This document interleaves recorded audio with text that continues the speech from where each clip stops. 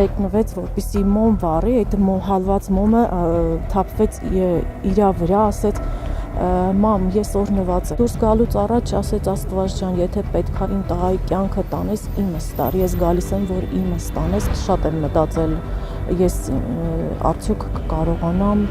Մխիթարիցս հետո Արցախում լինել, Ստեփանակերտի իմ համար, չգիտեմ, դրախտ էր, այդ հողում է իմ որդուս արյունը, ես պետք է այդ հող անպայման ոտք դնեմ, ուղղակի հոգեբանորեն պատրաստվել էր պետք։ Մխիթարի ծնունդը մեր ընտանիքում լույս էր, նա մեզ ապրեցնում է, և հաղթանակը, և պարտությունը իշխանությանն է, վերագրել Արցախցուն կամ Հայաստանցուն սխալ է իհարկե, ես հույս ունեմ, որ այդ մեծ սրբ հավայրում ես էլի կգտնվեմ ու կհամբուրեմ այն հողը, որտեղ իմ զավակը զոհվել է։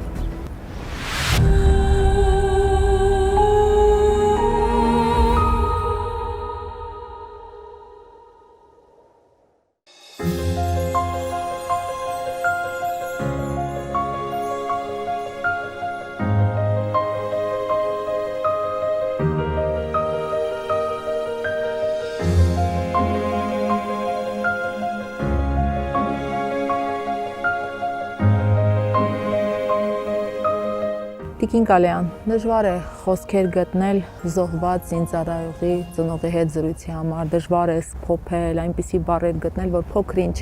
մեղմացնի ցավը։ Դուք օրինակ եք շատ շատերի, օրինակ աներևակայելի կամքի, խիզախության, պայքարի եւ կյանքի։ Հենց այդ ամենի շնորհիվ եք կարողանում ապրել ցավի հետ, թե 2020 թվականի պատերազմից հետո Մխիթարիս կորցնելուց հետո այդ դարձավ արդեն կյանքի բնույթ, իհարկե ցավը անբուժելի է, բայց միևնույն ժամանակ այդ ցավը քեզ ստիպում է, որպեսզի պայքարես այս անարդարությունների դեմ։ Եվ քանի որ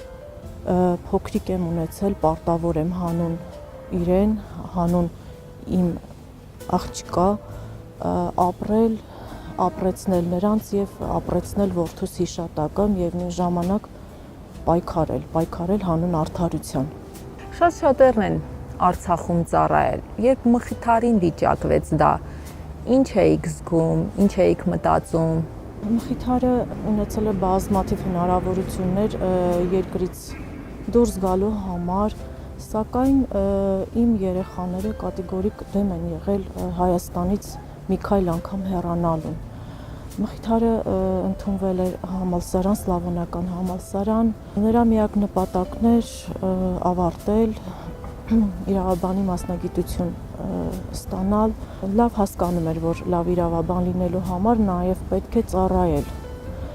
Ուստի չենք խուսափել ոչ մի վայրկյան ծառայությունից։ Մխիթարի համար Արցախը դա նորություն չէր, նա Արցախում եղել է 2006 թվականին առաջի անգամ, մենք միասին ընտանիքով եղել ենք Արցախում, առաջի անգամ գնացինք Շուշի Ղազանչեցոց եկեղեցի, այնտեղ մոմ վառեցինք, փոքրիկ էր Մխիթարը 6 տարեկան, այդ տարի առաջի դասերան պետք է գնար, այսօրվա պես հիշում եմ այդ տեսարանը, երբ որ ինքը այսպես մեկնվեց, որպեսզի մոմ վառի, այդ հալված մոմը թափվեց իրա վրա, ասեց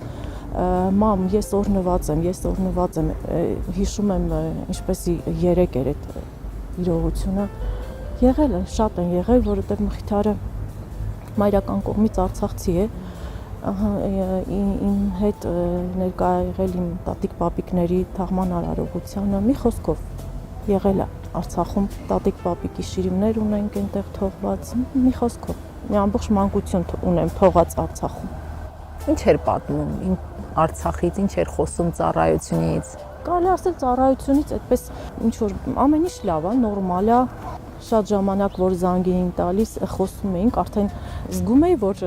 փոխված է ակցենտը, նորմալ էր, երբևիցե չի բողոքել ծառայությունից ու երբ որ 20 թվականի ամանորը այնտեղ պոստերում էր, մենք անակնկալ այցով գնացինք, հենց ամանորը դիմավորեցինք իր հետ պոստերում, Հադրութի պոստերներ 134-ը շատ լավ էին տղաները, պատկերացրեք,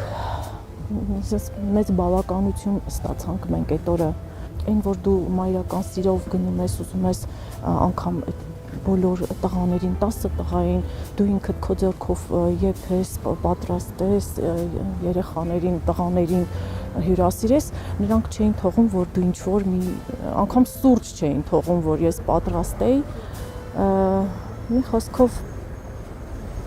ծառայությունը հարթ է անցել, ոչ մի խոչընդոտ չենք ունեցել, այդպես ծառայել ենք մինչև 2020 թվականի սեպտեմբերի 27-ը, մինչև Չարաբաստիկ պատերազմը։ Ձեր ամուսինն էլ գնաց, որպեսզի մխիթարին մոտ լինի, թե մոտ լիներ, տղաների մոտ լիներ, որտեվ համոզված էինք, որ եթե անգամ մենք ակնարկեինք թողնել հետ գալ, բնականաբար մերժում էինք ստանալու։ Ուստի ամուսինս որոշեց, որ ինքը դուրս գալուց առաջ ասեց Աստված ջան, եթե պետք է իմ տղայի կյանքը տանես, իմս տար, ես գալիս եմ, որ իմս տանես, տղայինս խնայես։ Սակայն չհանդիպեցին։ Ամուսինս ծանր վիրավորում ստացավ, հետ բերեցին նորից Երևան, բայց Մխիթարը սպասում էր, գիտեր, որ հայրը գնալու է, անընդհատ զանգ էր տալիս, չգիտեմ, ճիշտ արեցինք, թե սխալ վարվեցինք, խաբեցինք, ասեցինք Բերձորի անցակետից չեն թողել, որ հայրը անցնի։ Այդպես էլ չիմացավ Մխիթարը, որ հայրը վիրավոր հետ է եկել։ Տղաները, որոնք որ փրկվել էին, եկել էին, անընդհատ պատմում էին, որ Մխիթարը տղաներին ասում էր, տղերք չվախենաք, պապաս հիմա գալու է, պապաս գալու է, անընդհատ այդ միտքը, որ պապան գալու է, ամեն դեպքում իրան հուսադրող ուժ էր տալիս։ Կռվել էր շատ քաջաբար, շատ պատմություններ են պատմում տղաները պատերազմի օրերին, անգամ կատակներով, անգամ հուսադրող խոսքերով, չի վախեցել, որ պատմում էին, ասում էին, անգամ աչքերի մեջ վախի զգացողություն չէինք տեսնում, որովհետև մարդ կար 44 օրվա մեջ, անգամ մեկ թուրք դիմաց չէր տեսել, բայց նա դեմ դիմաց կռվում էր զորքի դեմ, չգիտեմ, Թուրքիայի, Ադրբեջանի, վարձկանների, խոսքով, դաժան էր պատերազմը։ Ձեր որդուն դուխով մխոյին անվանում։ Դաստիարակել եք այնպիսի գաղափարներով, որ պատրաստ էր կռվել հանուն հայրենիքի մինչև վերջ։ Մխիթարը դաստիարակվել է հայեցի ընտանիքում, հարգել մեծերին, սիրել հայրենիքը, պատասխանատու լինել իր արարքների համար։ Չեմ էլ անգամ մտածել, որ նա պետքա փախնի, նա պետքա դրժի իր երթումը, զինվորական երթումը։ Նրա ֆիզիկապես չլինելուց հետո նոր ավելի շատ բան եմ իմացել ընկերներից, շրջապատից, տարբեր պատմություններ, մի խոսքով, բայց գիտակցել եմ, որ այլ կերպ ինքը չէր կարող վարվել։ Իսկ երբեմն չեք մտածում, որ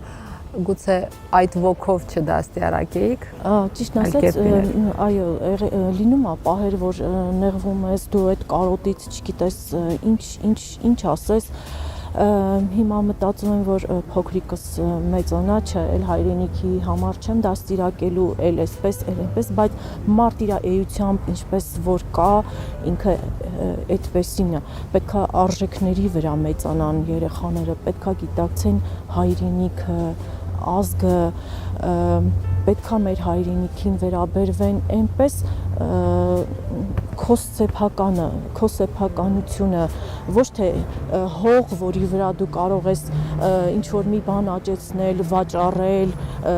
ապրել, ուղղակի զուտ վայելել այդ հայրենիքը, նվիրվել այդ հայրենիքին, այդ հողին, այդ ջրին։ Կորստից հետո ենք, չէ՞, սկսում եթեներ փնտրել, եթե այսպես լիներ, այդպես կլիներ, եթե ձեզ էլ են տանջում այդ եթեները։ Իհարկե, եթե բնականաբար ինձ թվում է բոլոր ծնողներն էլ այդ տառապանքի միջով անցնում են, եթե այսպես լիներ, եթե այնպես լիներ։ Պահը, որ ես նշեցի, որ ճիշտ արեցինք, թե սխալ արեցինք, որ չասեցինք հայրը վիրավոր է, հետո մտածում եմ միգուցե իմանար ինքը փախներ, հետ գար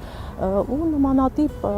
շատ բաներ, որ մտքովդ անցնում է, կամ ասենք եթե հանդիպեին հայր ու որդի, չգիտեմ ինչպես կդասավորվեր, ինչ կլիներ, եթեները շատ են, ուղղակի պատասխաններ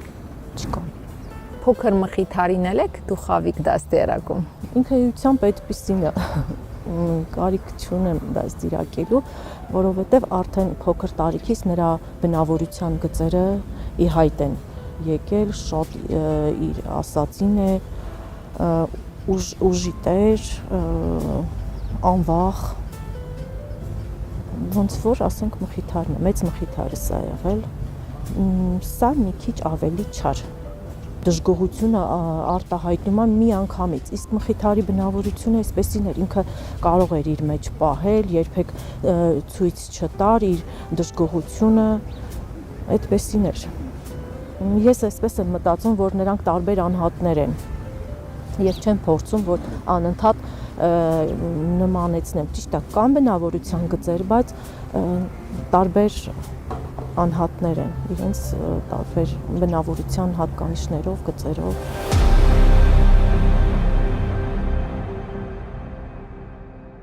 Քառասունչորսօրյա պատերազմից հետո ձեր որդու կորստից հետո շատ էիք ափսոսում, որ չհասցրիք Արցախում լինել։ Ինչը պիտի ձեզ տաներ այնտեղ։ Գիտեք, շատ եմ մտածել, ես արդյոք կկարողանամ մխիթարիցս հետո Արցախում լինել, որովհետև ամեն քայլափոխին, ամեն այդ վայրերում, որտեղ մենք միասին եղել ենք, ես անընդհատ պետքա փնտրեի իրեն, բայց միևնույն պատրաստ էի այդ տանջանքին, շատ ցանկություն ունեի Արցախ գնալու, զգալու այդ հոտը, ես չգիտեմ, Արցախ լինելուց միշտ ազատություն եմ զգացել, Արցախի լեռները, Արցախի բնությունը, Ստեփանակերտը իմ համար, չգիտեմ, դրախտ էր, ես միշտ ասում եի դրախտ, այնտեղ հանգստանում էի, լիցքաթափվում, մոռանում ամեն հոգսեր, չգիտեմ, ես պատրաստ էի դրան, անգամ այդ տանջանքին, որ ամեն քայլափոխին պետքա փնտրեի մխիթարին, բայց չգտնեի, բայց որ մտածում էի այդ հողում է իմ որդու Սարյունը, ես պետքա այդ հող անպայման ոտք դնեմ, ուղղակի հոգեբանորեն պատրաստվել էր պետք դրան, սակայն եղավ այնինչ արդեն եղավ, ցավոք սրտի։ Այս հատվածն էլ է ձեզ հիշեցնում, չէ՞, մխիթարին, որովհետև այս այգին, այո, այստեղ մխիթարս շատ էր եղել, այստեղ սիրած աղջկա հետ ա եղել, ժամադրավայր ա եղել, հետո փոքրիկ մխիթարին ունենալուց հետո ես այստեղ Սալյակով միշտ առավոտյան այստեղ ենք եղել, մխիթարը քնել ա շատ երկար այստեղ, մի խոսքով հարազատ վայր է այս այգին ինձ։ Սովորաբար վրեժով են լցում ցավի մեջ ապրող մարդիկ եւ միջոցներ են փնտրում իրենց վրեժն առնելու համար։ Ումից կուզեիք վրեժ լուծել։ Վրեժ կուզեի լուծեի այն իշխանության այն ներկայացուցիչներից, ովքեր դավաճանեցին։ Դավաճանել ասում են հային, բայց չեմ կարծում, որ նրանց մեջ հայի արյուն է հոսում։ Կուզենայի պատժվեին այն բոլոր մեղավորները, որոնք անգամ 1% մեղավոր են մեր զավակների, իմ զավակի կորստի եւ Արցախի կորստի մեջ։ Այո, ես հիմա քնում եմ, արթնանում եմ միայն այդ երազանքով, այդ նպատակով, որ մի օր այդ հատուցման օրը գալու է եւ պատժվելու են բոլոր մեղավորները։ Իմ ամեն մի արցունքի, ամեն մի տառապանքի համար պետք է հատուցեն։ Ուզում եմ իրենք հատուցեն այդ ամեն ինչը։ Ես գիտեմ, որ Բարձրյալում իրենք հատուցելու են վաղ թե ուշ, այնտեղ բանակը իրենց է սպասում։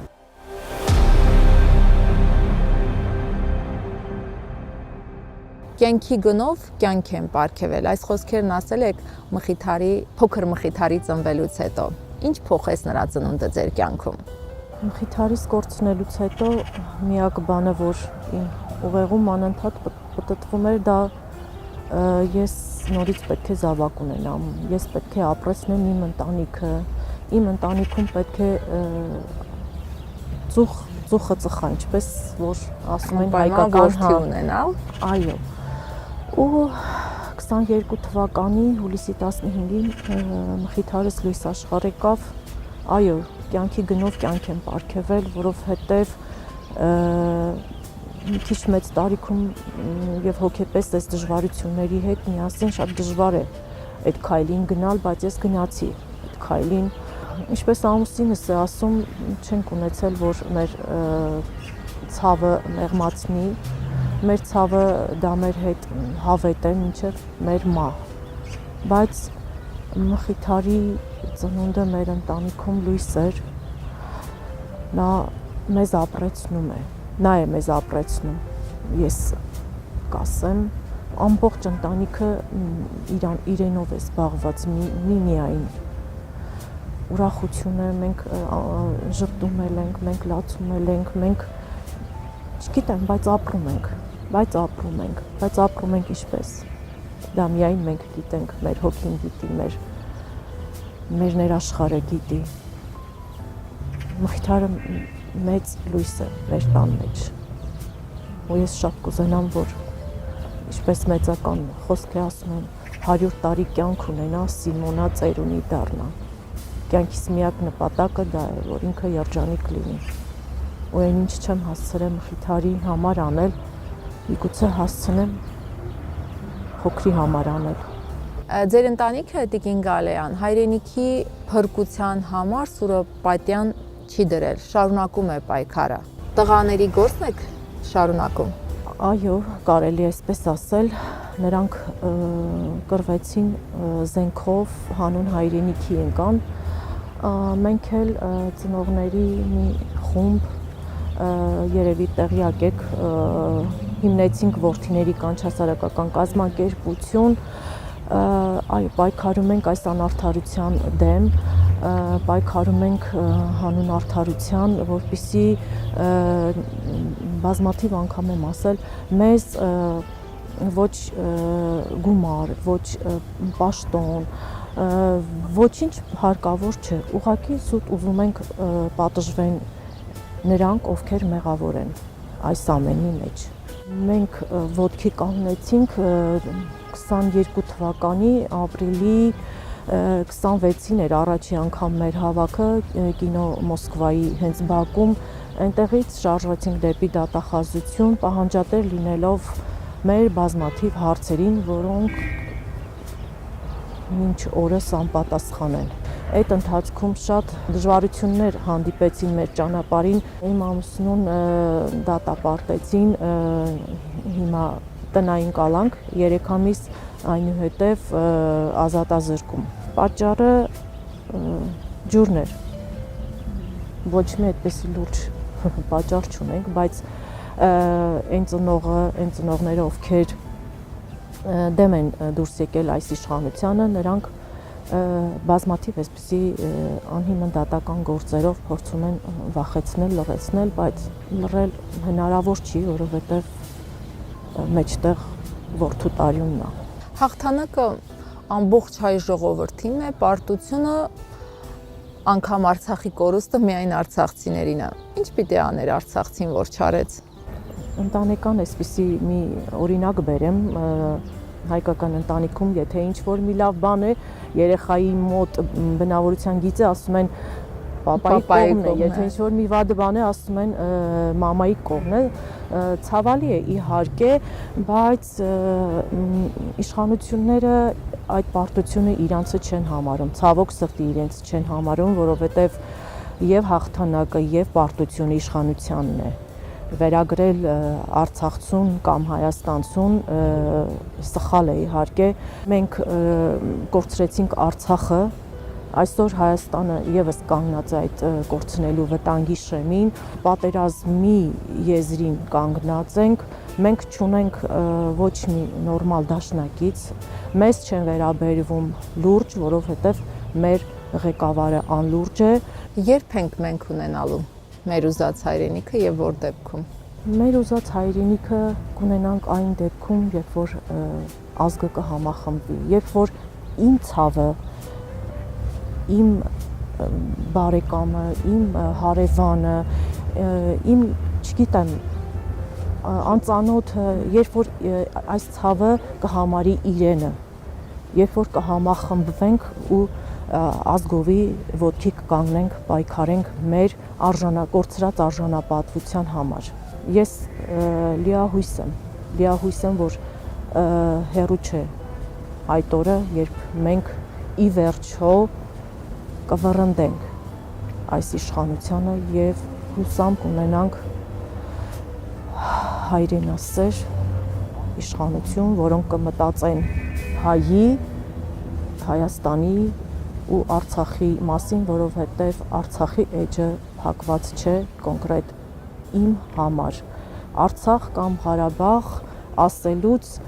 միևնույն է, նրա հայեցությունը չի կորում։ Ղարաբաղ մեծ սրբավայր, այդպես են ասում, ոչ թե Սևայգի կամ չգիտեմ ինչ, Ղարաբաղ հնչյունափոխված տարբերակով կոչվում է մեծ սրբավայր, ուստի ես հույս ունեմ, որ այդ մեծ սրբավայրում ես